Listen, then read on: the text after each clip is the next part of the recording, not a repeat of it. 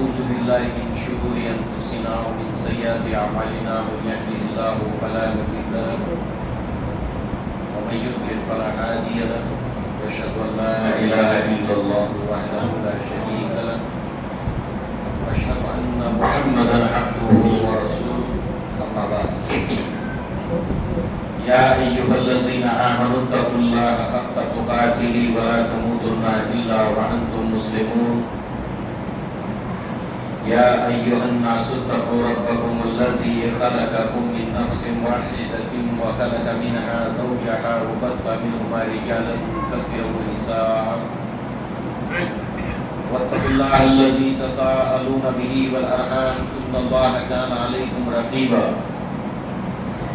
يا أيها الذين آمنوا اتقوا الله وقولوا قولا سديدا يصلح لكم أعمالكم ويغفر لكم ذنوبكم ومن يطع الله ورسوله فقد فاز فوزا عظيما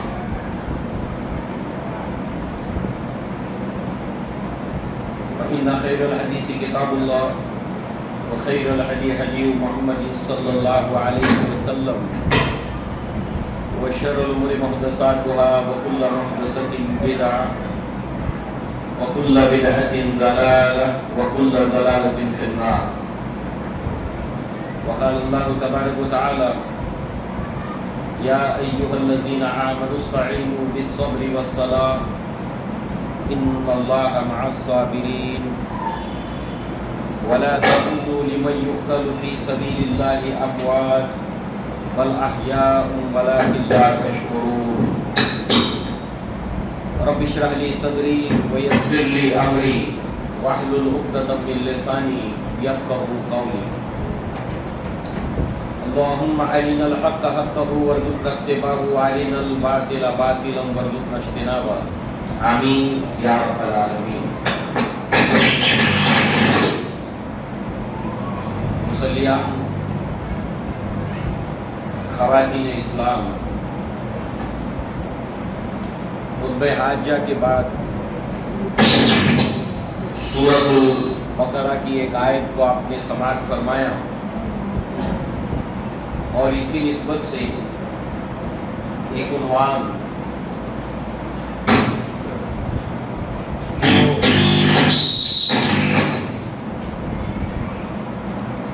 ہر مسلمان کے لیے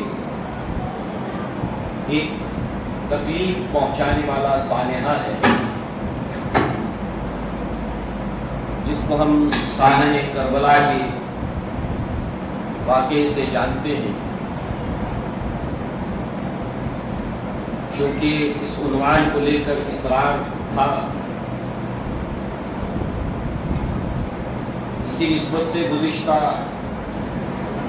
سنیچر کے روز اس محترم مہینے کے تعلق سے کچھ بنیادی باتیں ہم نے سنی، جس میں اس ماہ مبارک کے تعلق سے، اس محترم مہینے کے تعلق سے اللہ کی کتاب میں کیا بیان ہوا ہے۔ اللہ کے نبی صلی اللہ علیہ وسلم نے ان 4 محترم مہینوں میں سے ایک یہ بھی محترم مہینہ ہے، اس کے اندر اللہ کے نبی کی کیا رہنمائیاں ملتی ہیں اور آپ کا کون سا عمل اور سنت ہمارے سامنے آتی ہے، اور اس ماہ مبارک میں مسلمانوں کو کیا کرنا چاہیے قرآن اور احادیث کی روشنی میں، اور مسلمان کیا کر رہے ہیں، اس عنوان کے تحت گفتگو ہم نے سنی تھی۔ اور پھر یہ جو عنوان ہے کربلا کا واقعہ، سانحہ کربلا،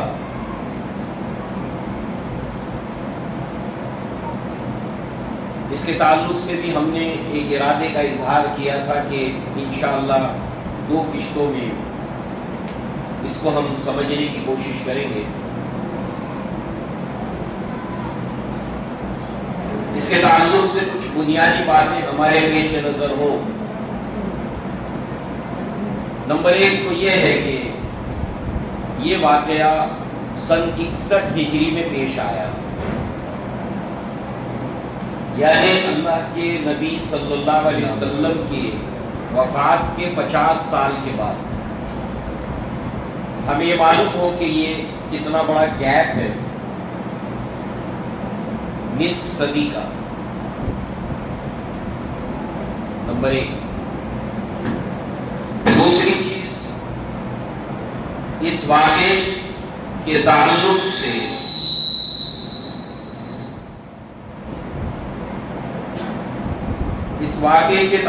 سے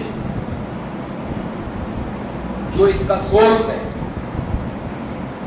جو ان واقعات کی تفصیلات ہمیں ملتی ہے، اس کا جو سورس ہے وہ زیادہ تر تاریخ ہے اور اتہاس ہے، ہسٹری ہے۔ اور اس نسبت سے تاریخ میں جو بھی ریکارڈ ہے، جو بھی روایات ہیں، اس کے تعلق سے اسلاف کے مستقل اقوال ہیں کہ اس کے اندر صحیح غلط دونوں چیزیں موجود ہیں، رت و یاس سب کچھ اس کے اندر خلط ملط ہے۔ اس کے تعلق سے حافظ ابن حجر الاصابہ کے اندر ان تاریخی واقعات کی حقیقت کو، ان کی حیثیت کو بیان کیا۔ ظاہر سی بات ہے کہ ان روایات کا وہ مقام نہیں ہے جو احادیث کا ہے۔ محدثین نے احادیث کی جمع و تدوین کے اندر جو اہتمام کیا، اس سے دور دور تک بھی ظاہر سی بات ہے کہ وہ اہتمام تاریخ میں نہیں ہے۔ دوسری طرف مولانا عبدالکلام آزاد رحمہ اللہ اس کے تعلق سے، اس واقعے کی روایات کے تعلق سے جو تاریخی ہے، کہتے ہیں کہ زیادہ تر یہ نوحہ خوانی ہے اور کریا و بقا کی حالت کو پیدا کرنے کے لیے یہ واقعات اس کے اندر آئے ہیں۔ اس کے ساتھ ساتھ اس کی جو تاریخی حیثیت سے اس کو بیان نہیں کیا گیا۔ تیسرا جو اس کا سورس ہے وہ مرثیہ خوانی، چونکہ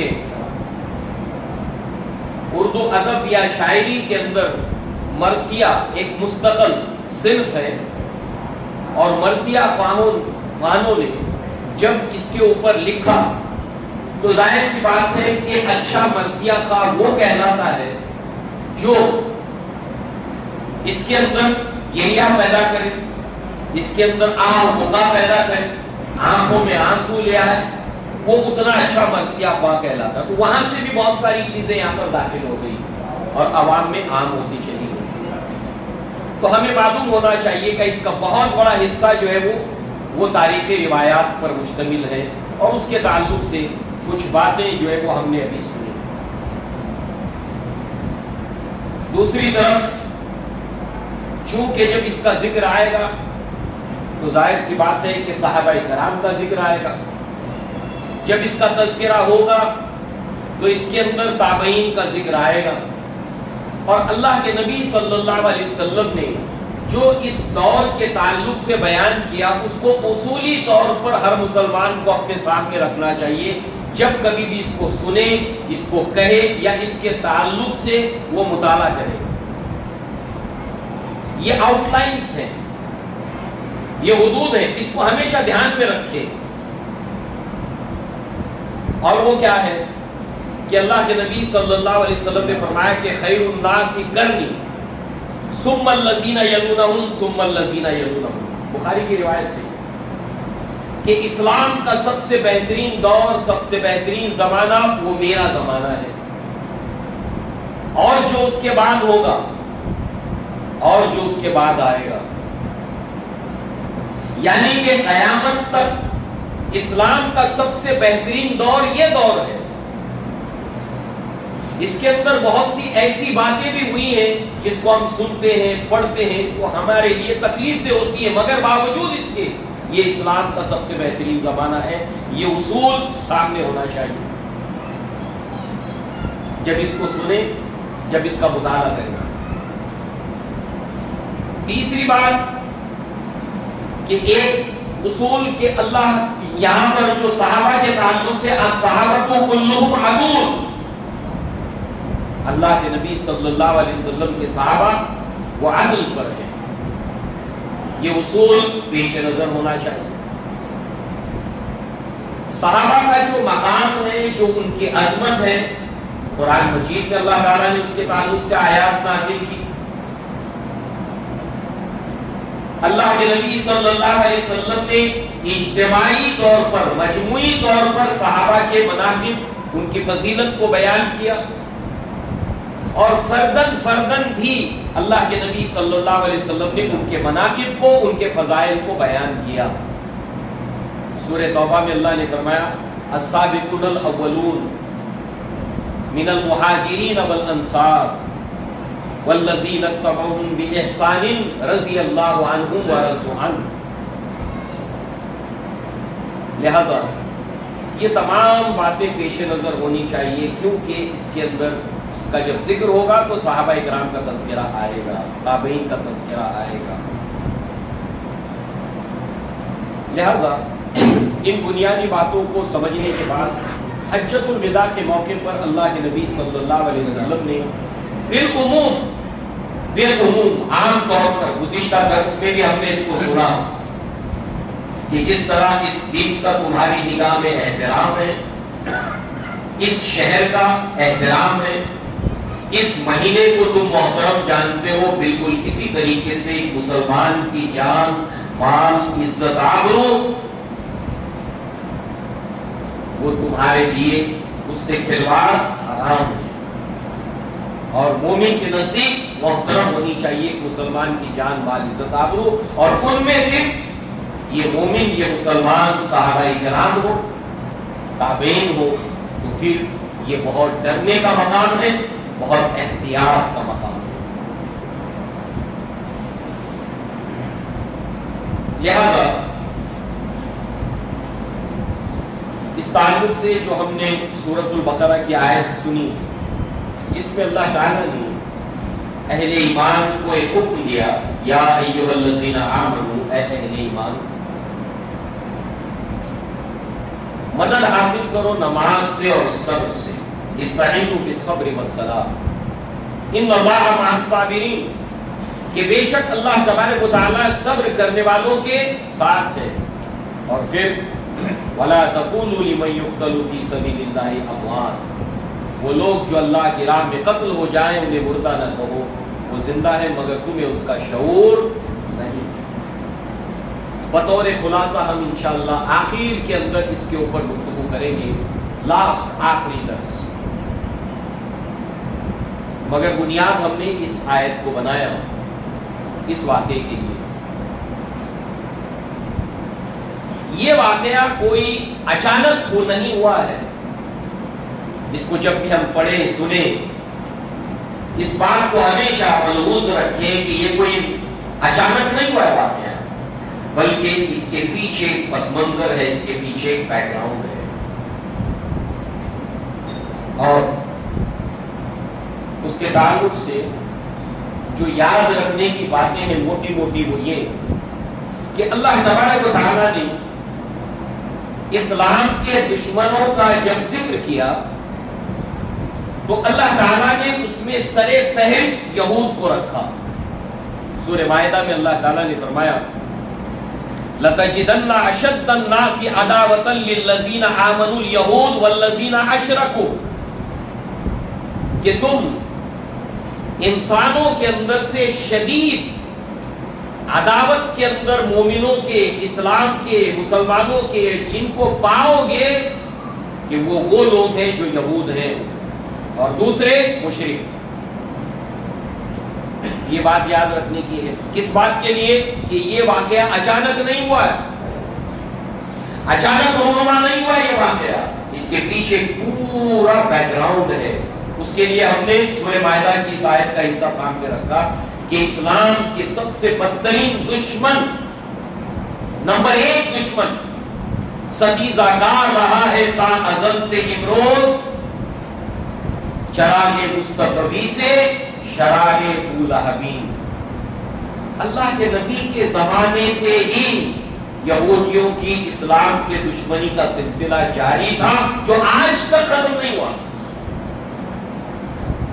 اور جب تک کہ اس قوم کا جو مغضوب علیہم ہے، جب تک کہ ان کا خاتمہ نہیں ہو جائے گا، جب تک کہ ان کی اسلام سے دشمنی ان کے وجود کے ساتھ ختم ہوگی، جس کے پیشن گوئی اللہ کے نبی نے کی۔ یہ اصول دھیان میں رکھنا ضروری ہے، کیونکہ اس کے بیک گراؤنڈ کے اندر یہود دشمنی موجود ہے،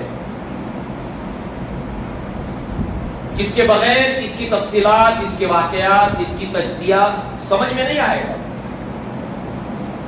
اس کے عناصر، اس کے اجزاء اس واقعے کی کہ یہ رونما جو ہوا ہے واقعہ اچانک نہیں۔ لہذا اس نسبت سے آپ دیکھیں کہ یہود جو ہے وہ سازش کی ماہر قوم ہے، کانسپریسی اور شریعت کی سب سے ماہر قوم ہے۔ اگر آپ بطور مثال کے دیکھیں ان کی یہ سازشیں، یہ بہت قدیم ہے، بہت پرانی ہے، یہ ابلیس کے خاص ہیں۔ جس طریقے سے ابلیس نے آدم علیہ السلام کو، حوا کو جو دو غلط بیانی سے کام لیا، اور وہ بھی قسم کھا کر کہ اس درخت کے قریب جانے سے تو آپ کو اس لیے منع کیا گیا کہ آپ فرشتے بن جاؤ یا ہمیش ہمیش کے لیے یہاں رہو۔ یہ ابلیس کی سازش تھی، یہ اس کی چال تھی، اور وہ تمام چالیں وہ القا کرتا ہے دشمنان اسلام کی طرف، بالخصوص یہود کی طرف، ان کے اندر ڈالتا ہے، ان کے آئیڈیاز دیتا ہے، اور وہ اسلام کے خلاف سازشیں کرتے رہتے ہیں۔ اور نمبر 1 سازشی قوم، کانسپریسی کرنے والی قوم یہود۔ اب ان کی سازشوں کے تعلق سے معروف اور مشہور، انہوں نے خود اپنی قوم کو نہیں چھوڑا سازشوں کے معاملے میں۔ یوسف علیہ السلام کے خلاف سازش نہیں کی، خود اپنے والد کے خلاف سازش نہیں کی جو نبی تھے۔ کتنی خطرناک سازش کی انہوں نے، سلسلہ ان کا بند نہیں ہوا۔ ایسا نہیں ہے کہ صرف انہوں نے جو ہے وہ اسلام کے سے پہلے کی سازشیں نہیں تھی کہ چلو ہماری اپنی قوم ہے، یہود ہے، بنی اسرائیل ہے، تو ہم سازشیں نہ کریں، ایسا نہیں ہے۔ انہوں نے اپنے والد کے خلاف سازش کی، انہوں نے یوسف علیہ السلام کے اپنے بھائی کے خلاف سازش کی، اور جو کچھ ہوا اس کی تفصیلات اللہ نے مستقل سورہ یوسف نازل کی۔ زکریا علیہ السلام کی شہادت انہی کی سازش کا نتیجہ، انہی کی کانسپریسی کا نتیجہ۔ شہادت یحییٰ علیہ السلام، اسی طریقے سے عیسیٰ علیہ السلام کے خلاف بہتانات، ایک لمبی فہرست ہے خود اپنے بنی اسرائیل قوم کے خلاف۔ اسی طریقے سے اللہ کے نبی صلی اللہ علیہ وسلم مکی زندگی کے اندر جب مشرکین مدینہ جاتے تھے، یہودیوں سے ان کے تعلقات تھے، تو اللہ کے نبی کی نبوت کے تعلق سے زج دینے کے لیے یہودیوں سے سوال پوچھتے تھے، اور یہودی ان کو انسٹیگیٹ کرتے تھے، مختلف سوالات ان کے سامنے رکھتے تھے، ان سے پوچھو ذوالقرنین کے بارے میں، ان سے پوچھو اصحاب کہف کے بارے میں، ان سے پوچھو۔ اور پھر قریش نے ایک مرتبہ ان سے یہ بھی پوچھا کہ ہم حق پر ہیں یا یہ اہل اسلام؟ اس وقت یہود جاننے کے باوجود، اللہ کے نبی آخری رسول ہے یہ جاننے کے باوجود، یعرفونہ کما یعرفون ابناءہم، آپ کی نبوت کو پہچاننے کے باوجود بھی انہوں نے کہا کہ تم حق پر ہو، جانتے پوچھتے۔ مطلب یہ سلسلہ کہاں سے چل رہا ہے ان کی سازشوں کا اور اسلام مخالفت کا، اس بات دیکھتے چلے۔ ہم تو موٹی موٹی باتیں صرف جو ہے وہ اس کے لینڈ مارکس دیکھتے چلیں گے، تاکہ ہمیں یہ معلوم ہو کہ یہ اچانک نہیں ہوا ہے واقعہ۔ اسی کے ساتھ ساتھ اللہ کے نبی صلی اللہ علیہ وسلم کے قتل کی سازش انہوں نے کی۔ جب آپ کے اوپر پتھر کی چکی کا پاٹا اوپر سے گرانے کی سازش کی. اللہ تعالیٰ نے وحی کے ذریعے سے آپ کو بتایا. مگر نبوت کے بعد کیا کسی کے لیے ممکن ہے کہ ان کی سازش کو قبل از وقت جان لے؟ نبی کے پاس تو وہی آتی ہے. اس واقعے کو یاد کیجیے کہ جب عمر بن الخطاب رضی اللہ عنہ اور ابوبکر صدیق رضی اللہ عنہ ام ایمن کی عیادت کے لیے پہنچتے ہیں تو ان دونوں کو دیکھ کر ام ایمن رونے لگتی ہیں. ابوبکر صدیق کہتے ہیں کہ کیوں روتی ہیں آپ؟ کیا اللہ تعالیٰ نے اپنے رسول کے لیے اس دنیا کی زندگی سے اس دنیا کی زندگی کو بہتر نہیں بنایا؟ کہا ہاں میں جانتی ہوں، مگر میں اس لیے نہیں رو رہی، میں تو اس لیے رو رہی ہوں کہ وحی کا سلسلہ بند ہو گیا. چکی کا پاٹا اوپر سے گرا کر اللہ کے نبی کو قتل کرنے کی سازش جو انہوں نے رچائی تھی، اللہ تعالیٰ نے آپ کے اوپر اجاگر کر دیا. اللہ کے نبی خاموشی سے بغیر کچھ کہے ہوئے وہاں سے چل دیے. صحابہ آپ کے پیچھے پیچھے چل دیے، کچھ نہیں کہا. صحابہ پوچھتے رہے اللہ کے نبی کیا بات ہے؟ اس کے بعد غزوہ ہوا یہود کے ساتھ. اللہ کے نبی صلی اللہ علیہ وسلم کے کھانے میں بکری کے گوشت میں زہر ملا کر اللہ کے نبی کو نہیں پیش کیا کہ آپ کے قتل کی سازش نہیں تھی. بنی اسرائیل کے انبیاء کا قتل کیا جانا، ان کے سچے متبعین کا قتل کیا جانا، اللہ کے نبی صلی اللہ علیہ وسلم کے قتل کی سازش، اور پھر اس کے بعد یہ سلسلہ بند نہیں ہوا ان کا. عمر بن الخطاب رضی اللہ عنہ کی شہادت. جغرافیکلی کچھ باتوں کو یاد رکھیے، بیک گراؤنڈ. یہ واقعہ اچانک نہیں ہوا سانحہ کربلا. ایران ہے، ایران کے پڑوس میں عراق ہے، اڑوس پڑوس میں نا ایران اور عراق، اڑوس پڑوس میں. عمر بن الخطاب کی شہادت، اس کے تار کہاں جا کے ملتے ہیں؟ ایران سے. اور اسلامی تاریخ کے اندر چاہے وہ اہل تشیع ہو، چاہے اہل سنت والجماعت کے ہو، چاہے خود یہود کی تاریخ ہو، انسائکلوپیڈیا جیوس، تینوں کے اندر ایک بہت بڑا سازشکار عبداللہ ابن سبا، اس کا ذکر تینوں کی تاریخ میں ملتا ہے. اس کی وجہ کیا ہے کہ کچھ ایسے لوگ اہل تشیع میں پیدا ہوئے کہ جنہوں نے سرے سے کہا کہ یہ صرف ایک خیالی شخصیت ہے، اس کا کوئی وجود نہیں ہے. مگر آپ کی معلومات کے لیے کہ اس شخص کا ایگزسٹنس یہ انسائکلوپیڈیا جوس میں بھی ہے، شیعوں کی تاریخ میں بھی ہے، اور یہاں پر جو اسلامی تاریخ ہے اس کے اندر بھی اس کا ذکر ہے. اور اس نسبت سے آپ دیکھیں کہ یہ جو شخص تھا بنیادی طور پر آپ دیکھیں کہ بہت بڑا کانسپیریٹر تھا، اور یہود خود بھی ایک بہت بڑی سازشی قوم ہے.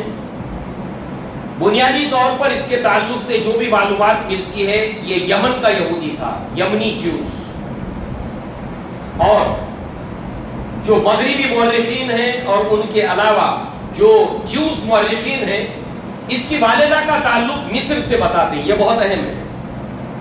اور مصر سے بھی جو ہے وہ ایک ٹرائب، ایک قبیلہ کہ جس کو 1975 تک یہودیوں نے قبول نہیں کیا تھا ایز اے جوس قبیلہ، یہودی قبیلے کے طور پر ایکسپٹ نہیں کیا تھا، مگر 1984 کے اندر انہوں نے اس کو قبول کیا کہ ہاں یہ یہودی ہے. اور اسی یہودی قبیلے کے نسل سے مصری قبیلہ کہ جس سے اس کی والدہ کا تعلق تھا مصر سے، اور چونکہ اس کے سازش کے جو جال ہے، جو نیٹ ورک ہے، اس کے اندر مصر اہم ہے. اس کی والدہ کا تعلق مصر سے اور والد کا تعلق یمن سے، یمنی جیوس تھا. اور 1984 کے اندر یہودیوں نے انہیں ایک قبیلے کے طور پر یہود کے ایکسپٹ کیا، یہودی کے طور پر ایکسپٹ کیا، اور 1984 کے اندر انہوں نے مائگریشن کیا مصر سے جو ہے وہ اسرائیل کی طرف۔ آپ کو معلوم ہے 1968 کے بعد ہندوستان سے بھی یہودیوں نے یہاں سے جانا شروع کیا، چونکہ وہ سب دنیا سے یہودیوں کو جمع کر رہے تھے، تو ہندوستان سے 1968 کے بعد 48 میں بنا، 1968 سے ہندوستان سے جانا شروع ہوئے، اور مصر سے 1984 میں اس قبیلے کو انہوں نے پرمیشن دیا اور وہاں پر گئے۔ اسی قبیلے سے تعلق رکھتی تھی اس کی والدہ، اور اس کے والد کا تعلق تھا یمن سے، بہت بڑا کانسپیریٹر۔ اور یہ عثمان ابن عفان کے زمانے کے اندر رضی اللہ عنہ اسلام میں داخل ہوا، اور گزشتہ جتنی بھی سازشیں اسلام کے خلاف یہود اور نصارہ نے کی تھی، اس میں ایک اہم سازش تھی کہ صبح میں اسلام قبول کرو، شام میں اسلام سے پھر جاؤ، تاکہ جو بھولے بھالے قسم کے لوگ اسلام سے متاثر ہوئے، ان کی نظر میں وہ انہیں برگلا کر کے بھئی اتنا بڑا یہود کا عالم، نصارہ کا عالم، ربی، راہب اسلام میں داخل ہوا، کچھ دنوں رہا اور واپس اسلام چھوڑ کر چلا گیا، اس کا مطلب اس کو کچھ سمجھ میں نہیں آیا اسلام میں، تو ہم کیا سمجھ سکتے ہیں، تاکہ اسلام سے لوگوں کو باز رکھا جا سکے۔ یہ سازش ناکام ہو گئی۔ اللہ کے نبی کا زمانہ تھا، یہود کی، نصارہ کی سازشیں اللہ کے نبی کے زمانے میں ناکام ہوتی چلی گئی۔ وجہ اللہ کے نبی، اللہ کے رسول تھے۔ نمبر 2 یہ ہے کہ اللہ کے نبی کی طرف وحی کا سلسلہ جاری اور ساری تھا۔ اللہ تعالیٰ نے ان سازشوں کے مقابلے میں صحابہ کرام کو، اللہ کے نبی کو ہدایت دی کہ ہاؤ ٹو ٹیکل، ان کی سازش کو کیسے ٹیکل کرنا ہے، لائے عمل بتایا، راستہ بتایا، ناکام ہو گئی۔ اس کے بعد انہوں نے ایک سازش جو رچی کہ اسلام میں داخل ہو جاؤ مگر نکلنے کے لیے نہیں،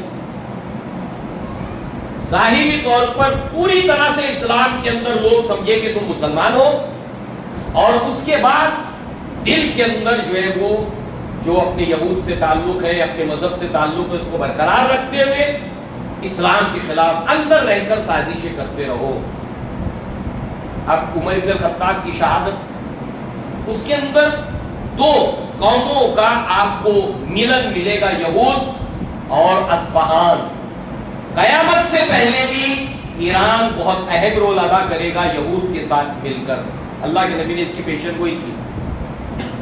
اللہ کے نبی نے آئیڈینٹیفائی کیا کہ یہاں سے 70,000 یہودی ایران سے نکلیں گے۔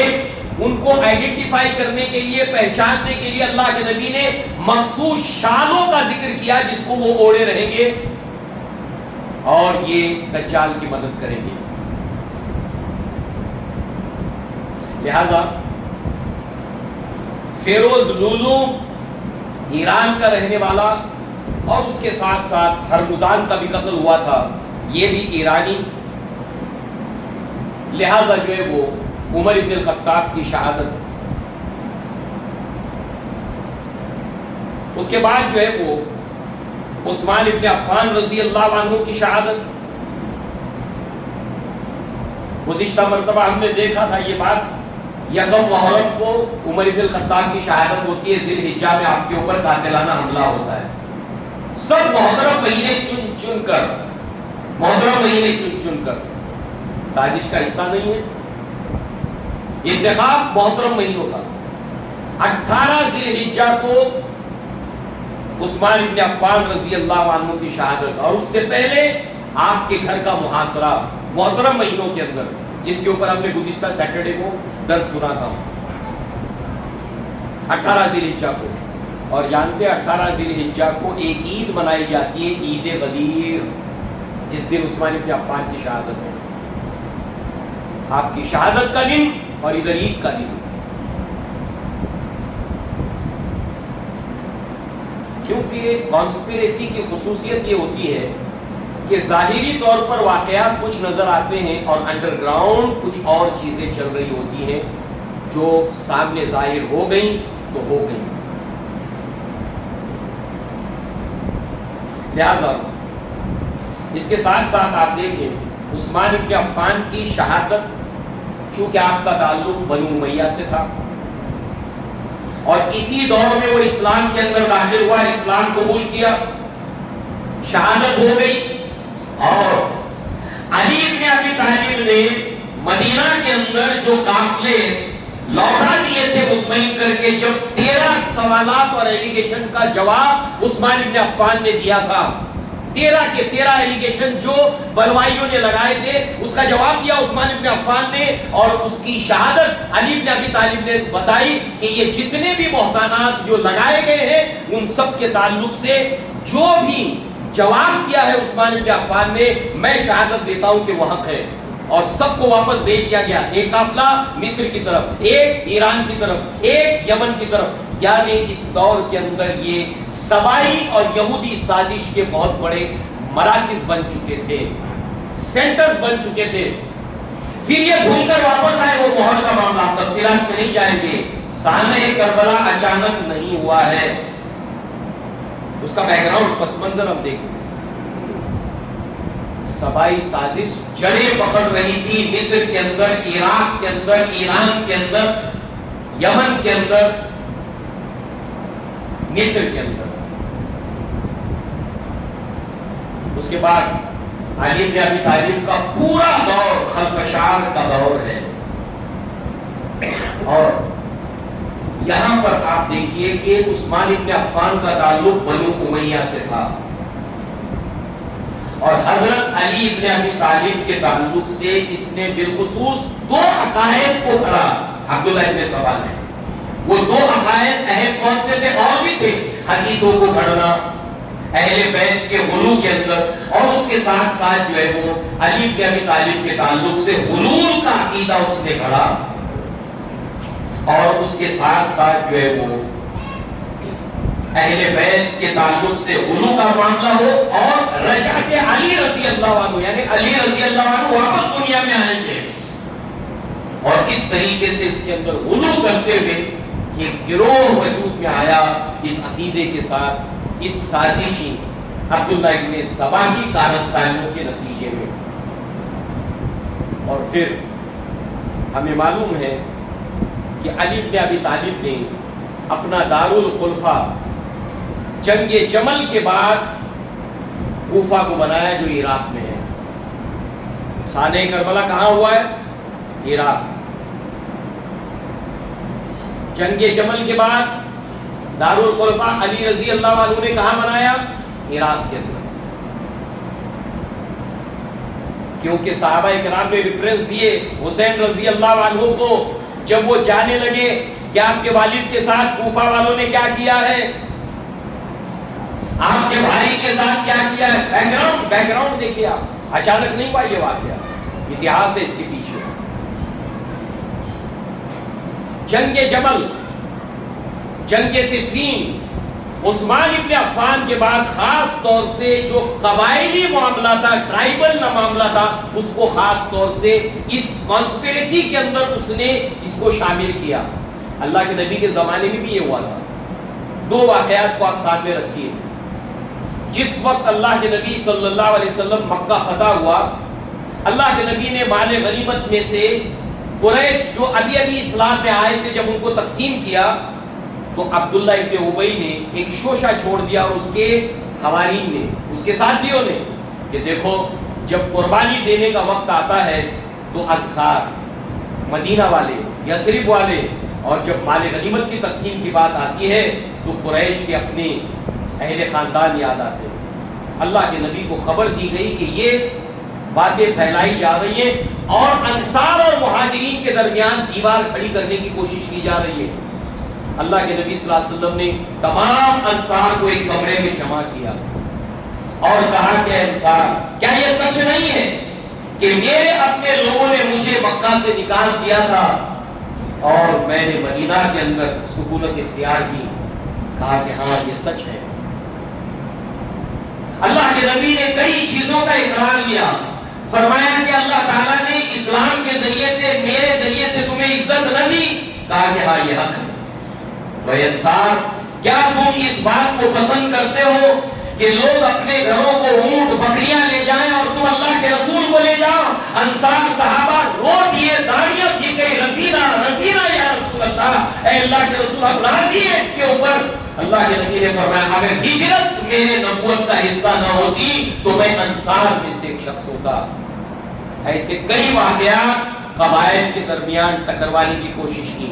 غزوہ بنو مریسی کے اندر اس وقت بھی جو ہے وہ قبائلی جو آتش ہے جو پرانی دور جاہلیت کی اس کو بھڑکانے کی کوشش کی۔ نبی نے کیا کہا؟ کون ہے جو آج بھی دور جاہلیت کا نعرہ دے رہا ہے؟ وہ قبائلی عصبیت کو بھڑکا رہا ہے۔ تو انہوں نے سازش جب بھی کوئی قوم رچتی ہے تو اس قوم کی کمزوریاں دیکھتی ہے، اس کے اتہاس میں سے کوئی چیزیں نکال کر دیکھتی ہے۔ یہود کیا کرتے تھے مدینہ کے اندر؟ وہ لوگ اوس اور خزرج کے درمیان جو ایک جنگ ہوئی تھی اس جنگ کے واقعات کو اشعار میں بیان کرتے تھے تاکہ اوس اور خزرج کی وہ پرانے جو دشمنیاں ہیں اس کو اجاگر کیا جائے۔ تو عثمان بن عفان کا تعلق جو ہے وہ بنو امیہ سے تھا اور علی بن ابی طالب بنو ہاشم سے تھے۔ اس طریقے سے علی بن ابی طالب کے تعلق سے غلو اور اس نے جو تیسرا عقیدہ کھڑا وہ غاصب خلافت کا عقیدہ۔ وہ کیا ہے کہ جس طریقے سے موسیٰ علیہ السلام کے وسیع اور وزیر ہارون علیہ السلام تھے اور یوشع ابن نون بالکل اسی طریقے سے اللہ کے نبی صلی اللہ علیہ وسلم کے وسیع اور وزیر علی بن ابی طالب ہے۔ اس اعتبار سے موسیٰ علیہ السلام کے بعد جس طرح ہارون علیہ السلام اسی طریقے سے اللہ کے نبی کے بعد علی بن ابی طالب۔ تو خلافت انہیں ملنی چاہیے تھی، نہیں ملی۔ ابو بکر صدیق نے یہ خلافت گویا کہ اس کے اوپر آپ مقرر ہوئے تو آپ کو غاصب خلافت کا عقیدہ عبداللہ ابن ابی نے کھڑا۔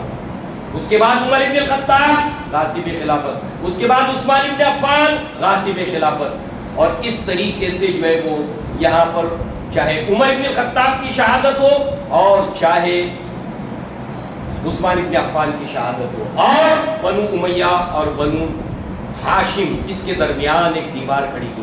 یہ تو پرانا چلا تھا، نبی نے اس کو ٹیکل کیا۔ لہذا جو ہے وہ اس کے بعد آپ دیکھیں کہ جنگ جمل کے اندر ایک طرف عائشہ صدیقہ رضی اللہ عنہا ہے اور دوسری طرف علی بن ابی طالب ہے رضی اللہ عنہ۔ اب یہاں پر جو ہے وہ سیٹلمنٹ ہونا تھا، بلکہ ہو گیا، سیٹلمنٹ ہو گیا، مگر پھر کیا ہوا؟ رات کے اندھیرے کے اندر کانٹے باندھ کر دونوں طرف سے جو ایک دوسرے کے اوپر حملہ کیا گیا اور یہ غلط فہمی پیدا کی گئی کہ یہاں پر علی بن ابی طالب اور ان کے گروہ نے حملہ کیا، اور یہاں سے غلط فہمی پیدا کی گئی عائشہ صدیقہ رضی اللہ عنہا کے گروہ کی طرف سے۔ یہ کرنے والے کون تھے؟ عبداللہ ابن ابی، اور اس کی ایک کانسپیریسی تھی جنگ جمل اور جنگ صفین کے اندر۔ اور بعد اس کے آپ دیکھیں کہ حضرت علی رضی اللہ عنہ کی شہادت، اس کی کانسپیریسی کیسے ہوئی تھی؟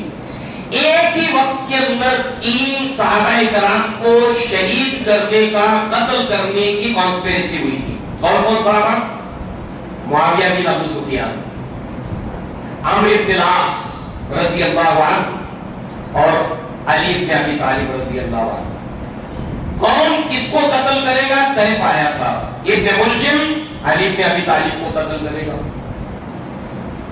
برق بن عبداللہ یہ معاویہ رضی اللہ عنہ کو قتل کرے گا، اور عمرو بن بکر عمرو بن العاص رضی اللہ عنہ کو قتل کرے گا۔ یہ پوری سازش تیار ہو گئی اور بیک وقت حملہ ہوگا۔ اب اس کے اغراض کیا تھے، اس کے مقاصد کیا تھے؟ تاریخ میں ایک بات تو طے ہے نا، معاویہ بن ابو سفیان کے اوپر حملہ ہوا تھا، مطلب ریکارڈ کے اوپر یہ چیز موجود ہے۔ کیا کس نے، کیوں کیا، مقصد کیا تھا، اور بیک وقت تینوں کے اوپر کیوں؟ بہرحال معاویہ بن ابو سفیان کے اوپر جو حملہ ہوا اس سے تو آپ بچ گئے۔ عمرو بن العاص صبح میں فجر کے لیے نہیں آ سکے تو وہ اس سازش کا شکار ہونے سے رہ گئے۔ علی بن ابی طالب کے اوپر جو قاتلانہ حملہ ہوا تو اس کے اندر علی بن ابی طالب رضی اللہ عنہ 17 رمضان المبارک کو آپ نے شہادت پائی. سلسلہ دیکھیے آپ. اور اس کے بعد اب معاملہ آتا ہے معاویہ بن ابو سفیان اور حضرت حسن رضی اللہ عنہ کا.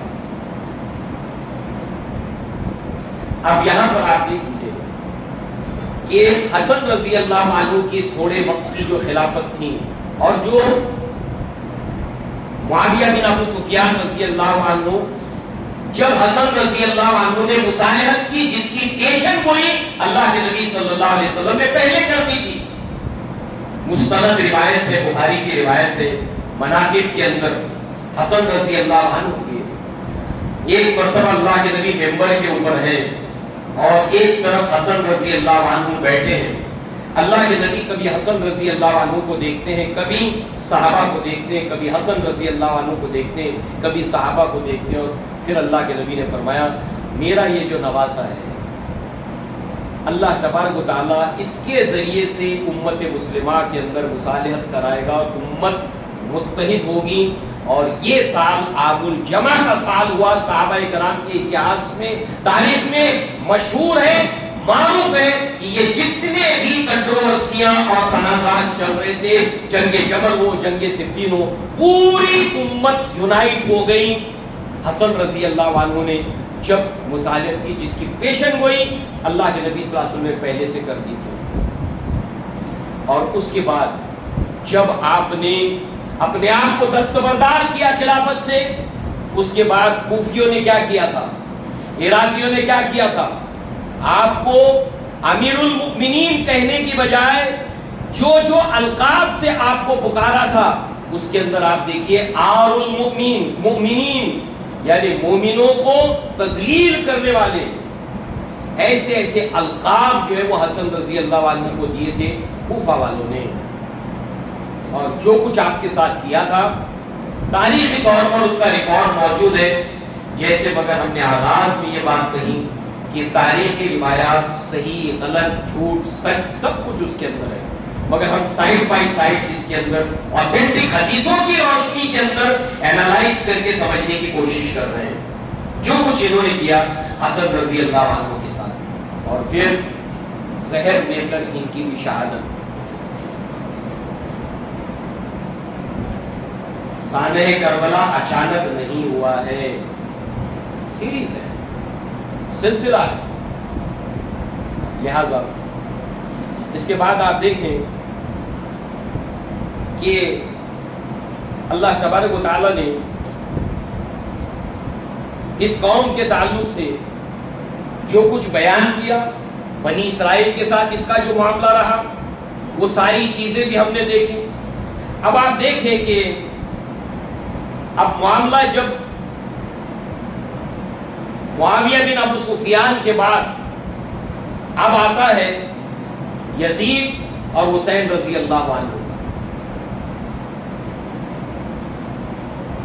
پہلے معاویہ بن ابو سفیان رضی اللہ عنہ نے ولی عہد کے طور پر یزید کی بیعت لی.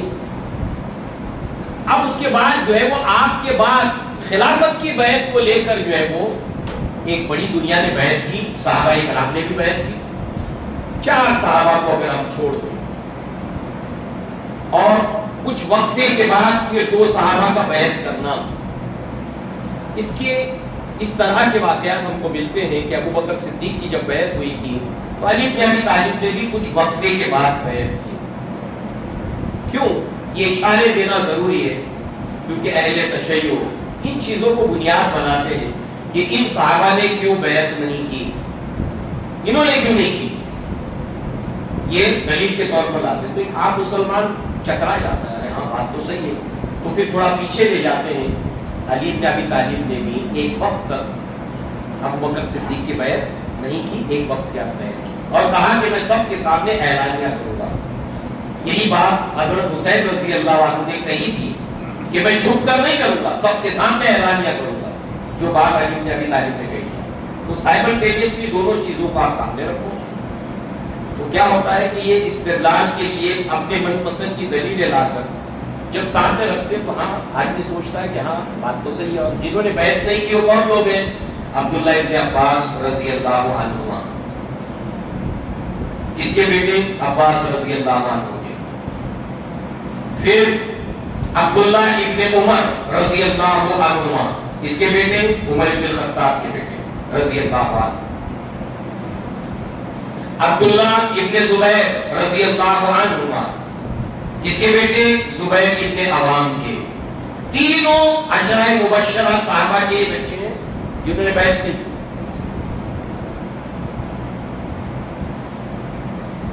چار سال جن میں سے بعد میں عبداللہ ابن عمر، عبداللہ ابن عباس انہوں نے بیعت کی.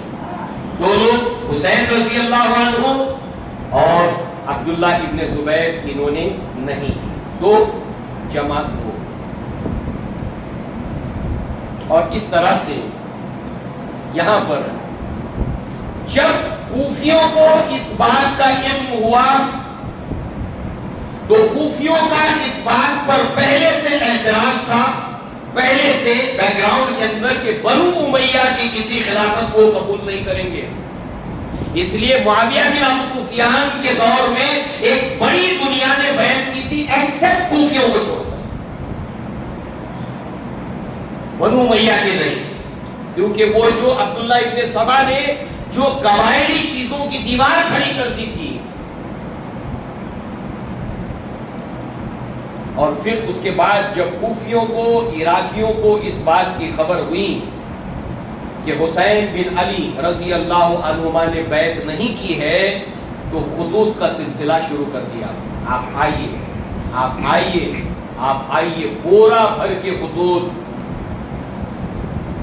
آپ آئیے یہاں پر، ہم آپ کی بیعت کریں گے. یہاں سے شروع ہوتی ہے کہانی، مگر اس کے لیے بیک گراؤنڈ پہلے سے ہے. کوفہ کا، اس جگہ کا، ماضی کے اعتبار سے، کانسپیریسی کے اعتبار سے اس کا کیا مقام ہے، اس کی کیا جگہ ہے، اس کو ہم نے اس لیے دیکھا. آپ کے بھائی کے ساتھ میں انہوں نے کیا کیا، کون کون سے القاب دیے صحابہ نے یاد دلائے. حضرت حسین رضی اللہ عنہ کو یہ آپ کے بھائی کے تعلق سے انہوں نے کہا ہے، آپ کے والد کے تعلق سے یہ کیا ہے. جب آپ جانے لگے روکا، اور ان صحابہ نے بھی روکا جنہوں نے بیعت نہیں کی تھی، اور انہوں نے بھی روکا جنہوں نے بیعت کی تھی. اور ظاہر سی بات ہے کہ صحابہ کرام کا بیعت کرنا اور ان صحابہ کرام کا بیعت نہ کرنا، اب ظاہر سی بات ہے کہ اصول کون سا یاد رکھنا ہوگا، الصحابۃ کلھم عدول. اس کو کبھی بھی ہاتھ سے جانے نہ دینا، اس کو بھولنا نہیں، اس کو فراموش نہیں کرنا. ان کے مناقب کو جو اللہ کے نبی نے بیان کیا اس کو فراموش نہیں کرنا. وگرنہ صحابہ کی عظمت کو لے کر جو اس ماہ مبارک کے اندر اللہ کے نبی کے صحابہ کرام کو جو کچھ بھی سلوک کرتے ہیں، جو کچھ بھی زبانوں سے نکالتے ہیں، اللہ کے نبی کے اس فرمان کو یاد رکھنا، اللہ اللہ فی اصحابی من احبہم فبحب احبہم ومن ابغضہم فبغض ابغضہم. جس نے میرے صحابہ سے بغض رکھا اس نے مجھ سے بغض رکھا، جس نے میرے صحابہ سے محبت کی اس نے مجھ سے محبت کی. کیونکہ یوٹیوب کا زمانہ ہے، سوشل میڈیا کا زمانہ ہے، اور بہت سی باتیں اس موسم کے اندر عید کی صورت میں ہمارے سامنے آئیں گی. یہ اصول، یہ حد بندیاں، کیونکہ کوئی بھی علم ہو اس کے اصول ہوتے ہیں، اس کے حد بندیاں ہوتی ہیں. چاہے کوئی بھی علم آپ اٹھا کر دیکھیں، اس کی حد بندیوں سے نکل کر آپ باہر جائیں گے، آپ نتیجے پہ نہیں پہنچیں گے. مثال کے طور پر انسان نے پانی کے اوپر تسخیر حاصل کی، اس نے ایک اصول کو دریافت کیا، پانی کے اندر ہٹاؤ کا عمل ہوتا ہے اور پانی اپنی سطح کو برقرار رکھتا ہے. ان اصول کو مانا، مسلمہ اصولوں کو مانا، اس کی بنیاد کے اوپر ریسرچ کیا، اس کی بنیاد پر ایکسپیریمنٹ کیے، بڑے بڑے جہاز کھڑے کیے، ریزلٹ ملا. اسی طریقے سے جب کبھی بھی خیر القرون کے زمانے کو ہم سامنے رکھے، اس زمانے میں جو کچھ ہوا ان آؤٹ لائنز کو، اس حدود کو سامنے رکھتے ہوئے ہم ان واقعات کو پڑھیں گے۔ میں نے آپ سے کہا تھا کہ اس ٹاپک کے اوپر میں گفتگو نہیں کرتا، بہت سے بہت محرم کے مہینے کے تعلق سے اس کی عظمت قرآن اور حدیث میں کیا بیان کیا گیا، مگر چونکہ آپ کا اصرار ہونے کی بنیاد کے اوپر اس کو اچھی طریقے سے سمجھتے ہوئے انفرادی طور پر اپنے انٹرسٹ کے یاد نہیں پڑے، سمجھنے کی کوشش کریں، مگر یہ حدود، یہ اصول کو سامنے رکھ کر۔ ڈفرنس ہے نا، بیعت کی بیعت نہیں کی۔ تو یہاں پر صحابہ کرام کی جو تربیت ہے وہ اللہ کے نبی صلی اللہ علیہ وسلم نے کی تھی۔ مجھے بتائیے، اللہ کے نبی کے بعد سقیفہ بنو سعدہ کے اندر خلافت کو لے کر اختلاف ہوا، انصار کی جماعت اس کمرے میں موجود تھی، ابو بکر صدیق پہنچے، ابو عبیدہ ابن جراح پہنچے، ابو بکر صدیق، عمر بن خطاب پہنچے، وہاں بات ہوئی۔ اس کے بعد میں ابو بکر صدیق نے کہا کہ عرب قریش کے علاوہ کسی کی قیادت کو قبول نہیں کریں گے۔ یہ جغرافیکل، ہسٹوریکل ریزننگ پیش کی، اور پھر اس کے بعد اللہ کے نبی کی حدیث پیش کی، عامۃ من القریش، کہ سیادت، خلافت وہ قریش میں ہوگی۔ فوراً انصار خاموش ہو گئے۔ اب ابو بکر صدیق عمر بن خطاب کی طرف بڑھ رہے ہیں۔ اس سے پہلے عمر بن خطاب اور ابو عبیدہ بن جراح نے ابو بکر صدیق کے ہاتھ کے اوپر بیعت کی، پھر اس کے بعد میں عام بیٹھے، اختلاف وہاں پر ہوا نا، مگر صحابہ نے اس کو کیا کیا؟ سارٹ آؤٹ کیا، اس کو حل کیا، اتفاق ہو گیا۔ ابو بکر صدیق کے بعد عمر بن خطاب کی خلافت کا بیک گراؤنڈ کیا ہے؟ وہ یہ ہے کہ آپ نے تمام صحابہ سے، مدنی صحابہ سے، عشرہ مبشرہ سے بلا کر پوچھا عمر بن خطاب کے بارے میں تمہاری رائے کیا ہے؟ تمہاری رائے کیا ہے؟ اکثریت نے رائے پازیٹیو دی، ایکسپٹ اس کے ساتھ نے کہا کہ مزاج کے سخت ہے۔ عمر بن خطاب نے اپنے بعد کیا کیا؟ آپ نے اپنے بعد یہ کہا کہ میرے بعد جو ہے وہ 6 صحابہ کرام کی ایک کمیٹی بنائی، اور یہ 6 کے 6 عشرہ مبشرہ تھے کہ تم باہم آپس میں مشورے سے اپنے میں سے کسی کو بنانا، اور بنو عدی یعنی میرے قبیلے میں سے کوئی نہیں ہوگا، خطاب کے خاندان سے جو میں نے بوجھ اٹھا لیا وہ کافی ہے۔ یہ کمنٹ کیا گیا نام عبداللہ ابن عمر کا، تو آپ نے ریزن دیا وہاں پر کہ جو اپنی بیوی کو طلاق نہیں دے سکتا اس طریقے سے، تو وہ امت کی ذمہ داری کو اٹھائے گا، اور خطاب کے خاندان سے جو بوجھ میں نے اٹھایا وہ انف ہے۔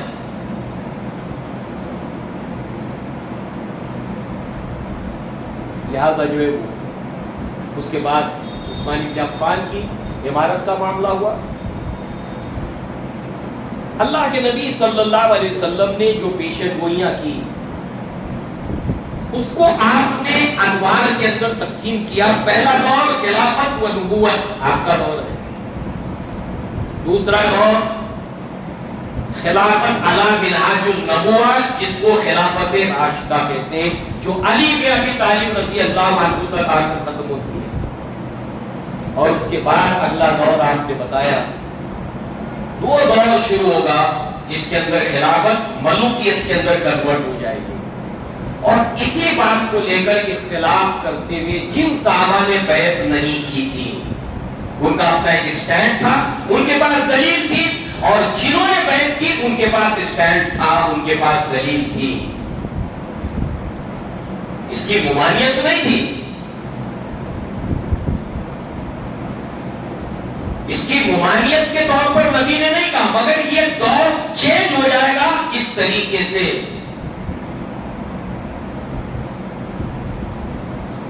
اس کو لے کر اختلاف تھا، اور اس بنیاد پر جنہوں نے بیعت کی، جنہوں نے بیعت نہیں کی، ان کے پاس قرآن اور احادیث کی روشنی میں دلائل تھے، اور پھر ان میں سے 2 نے جب بعد میں بیعت کی اس کے لیے بھی ان کے پاس استدلال تھا، اور اس کے لیے ان کے پاس دلیل تھی۔ حتیٰ کہ ایک وقت میں عبداللہ ابن عمر رضی اللہ عنہما نے، بخاری کی روایت ہے، ہم اگلی مرتبہ اس کو دیکھیں گے، مدینہ کے لوگوں نے جب بیعت کو فسخ کرنا چاہا تو عبداللہ ابن عمر رضی اللہ عنہما نے ان کو روکا، یزید کی بیعت کو توڑنے سے منع کیا، اور ان کو وعید سنائی، اسٹینڈ لیا قرآن اور حدیث کی روشنی میں۔ تو اس کو لے کر ایک اصول یاد رکھنا ہے. چونکہ صحابہ کرام کی تعلیم اور تربیت اللہ کے نبی نے کی تھی، جبریل بھی ان کے درمیان آ کر دین سکھا جاتے تھے. اور جب ایک مجتہد قرآن اور احادیث کو سامنے رکھ کر کوئی ڈیسیژن لیتا ہے، کوئی فیصلہ لیتا ہے، وہ اگر صحیح ہو اس کو ثواب ڈبل ہے، وغیرہ سنگل ثواب ہے. تو اس نسبت پر صحابہ کرام سے ہمیشہ حسن ظن قائم اور دائم رہے گا. اور اس کو جب آپ کانسپریسی کا ایلیمنٹ نکال دیتے ہیں، کیوں ایک گروہ نے شیعوں میں سے اس بات سے انکار کیا کہ ایسی کوئی شخصیت تھی ہی نہیں، نہ رہے 5 بجے بانسری.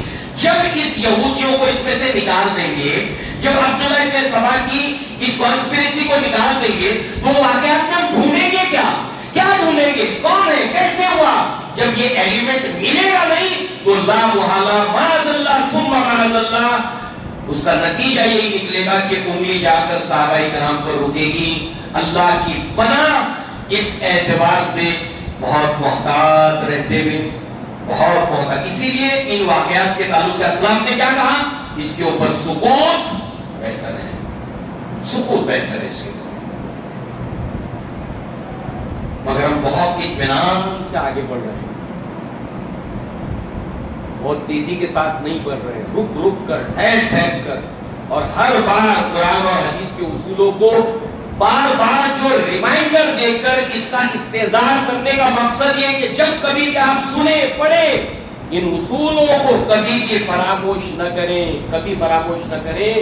اور صحابہ کے خلوص کے اوپر، کیونکہ روایت کو یاد رکھیں عبداللہ ابن عمر کی جو شرح السنہ کے اندر ہے، آپ فرماتے ہیں کہ ان اللہ نظر فی قلوب العباد، اللہ تعالیٰ نے تمام بندوں کے دلوں کو چیک کیا، تمام بندوں کے دلوں کو دیکھا.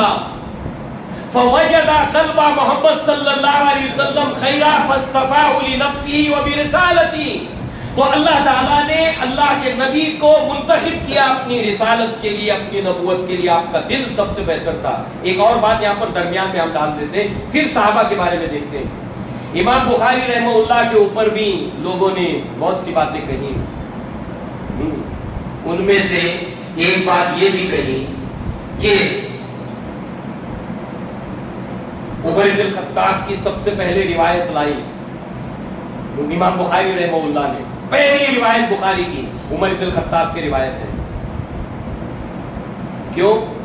اس لیے کہ بعض گروہ ایسے تھے جو عمر بن الخطاب کے اوپر یہ بہتان لگاتے تھے کہ حدیثوں کو آپ قبول نہیں کرتے تھے، تو بخاری رحمہ اللہ نے اس کا رد کیا اور پہلی روایت عمر بن الخطاب کی لائی. عمر بن الخطاب رضی اللہ عنہ قال، حدیث احسان جس کو کہتے ہیں، پہلی حدیث پہ رد کر دیا اس عقیدے کا اور اس گروہ کا. دوسرا رد کیا ہے؟ اس کے اندر جو ہے وہ اللہ کے نبی صلی اللہ علیہ وسلم کے باب کون سا ہے؟ کتاب الوحی، وحی کا باب ہے. اس کے اندر ساری روایتیں وہ آنی چاہیے جس کا تعلق وحی سے ہو. پوری روایت آپ پہلی والی پڑھ جائیے، انما الاعمال بالنیات، اعمال کا دار و مدار نیت کے اوپر ہے. جس نے ہجرت کی اللہ اور اس کے رسول کے لیے، اس کی ہجرت اللہ اور اس کے رسول کے لیے. جس نے کسی دنیا کی غرض سے کی، کسی عورت سے شادی کرنے کی غرض سے کی، اس کی ہجرت اس کے لیے ہے. کہا وحی کا ذکر ہے یہاں پر پوری روایت میں. مگر تفقہ فی الدین دیکھیے بخاری رحمہ اللہ کا، اللہ تعالیٰ ان کے درجات کو بلند کرے، اللہ تبارک تعالیٰ کروٹ کروٹ ان کو جنت دے. انہوں نے جو دین اسلام سے استفادہ کیا، اللہ ان کا جھوٹا کچھ ہمارے بھی جو ہے وہ جھولی کے اندر ڈال دے جو اللہ نے ان کو علم دیا. استدلال دیکھیے آپ کیا استدلال کیا کتاب الوحی کے اندر کہ اللہ تعالیٰ نے نیت، انما الاعمال بالنیات، نیت کہاں ہوتی ہے؟ دل میں. نیت کہاں ہوتی ہے؟ دل میں. اور اللہ تعالیٰ نے وہی اپنے نبی صلی اللہ علیہ وسلم کے دل کے اوپر نازل کی، نزلہ علی قلبک. آپ کا دل اتنا منزہ تھا، اتنا پاکیزہ تھا کہ آپ کے دل کو منتخب کیا. ان اللہ نظر فی قلوب العباد، اللہ تعالیٰ نے تمام بندوں کے دل دیکھے. فوجد قلب محمد صلی اللہ علیہ وسلم خیرا فاصطفاه لنفسه ورسالتی، رسالت اور نبوت کے لیے آپ کا منتخب کیا کہ آپ کا دل سب سے بہترین پایا. دل کی بنیاد پر اللہ تمہارے جسم نہیں دیکھتا. ان اللہ لا ينظر الى اموالکم اجسادکم ولکن ينظر الى قلوبکم واعمالکم. دل دیکھتا ہے اللہ تعالیٰ. تو اللہ تعالیٰ نے نبی کا انتخاب کیا آپ کا دل. ثم نظر قلوب العباد بعد قلب محمد صلی اللہ علیہ وسلم. پھر اس کے بعد تمام انسانوں کے دل دیکھے اللہ کے نبی کے دل کے بعد. تو صحابہ کرام کے دل سب سے بہترین پائے تو اللہ کے نبی کے ساتھی اور صحابی اور وزیر کے طور پر آپ کا انتخاب کیا بعد والوں کا نہیں, جو تمہارا ججمنٹ لے کر 1500 سال کے بعد فیصلے عدالت لگا کر بیٹھے ہو یہاں پر. اس لیے جب بھی اس واقعے کو پڑھا جائے ہمیشہ اس آؤٹ لائنز کو سامنے رکھتے ہوئے دھیرے دھیرے اللہ تبارک تعالیٰ سے دعا کرتے ہوئے اللہم انی اسألک علما نافعا اللہم انی اعوذ بک من علم لا ینفع.